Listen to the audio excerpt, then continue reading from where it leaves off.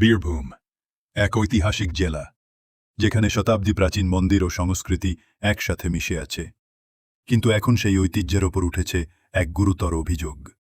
২০০ বছরের পুরনো এক সনাতনী মন্দির নাকি দখল করে নেওয়া হয়েছে, এমনই দাবিতে উত্তাল এলাকাবাসী। ঘটনাটি ঘটে আগস্ট ২০২৫-এর শেষ সপ্তাহে ইলামবাজারের কাছাকাছি এক গ্রামে। স্থানীয়দের দাবি, এই জমি ও মন্দির প্রাচীনকাল থেকেই দেবোত্তর সম্পত্তি। কিন্তু হঠাৎ কিছু প্রভাবশালী লোক নাকি সরকারি কাগজে পরিবর্তন এনে মন্দিরের জায়গা নিজেদের নামে করে নিয়েছে। এই অভিযোগ ঘিরে এলাকায় ছড়ায় উত্তেজনা, গ্রামবাসীরা বিক্ষোভে নামে, ভিডিও ভাইরাল হয় সোশ্যাল মিডিয়ায়। স্থানীয় প্রশাসন বলছে অভিযোগের সত্যতা যাচাই চলছে, জমির খতিয়ান ও রেকর্ড নথি খতিয়ে দেখা হচ্ছে। তবে সোশ্যাল মিডিয়ায় এই ঘটনাকে ঘিরে রাজনৈতিক বিতর্কও শুরু হয়েছে।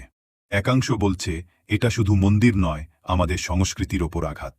অন্য পক্ষ বলছে এটা জমির মালিকানা সংক্রান্ত পুরনো বিরোধ। এই ঘটনার মূল সত্য এখনও তদন্তাধীন।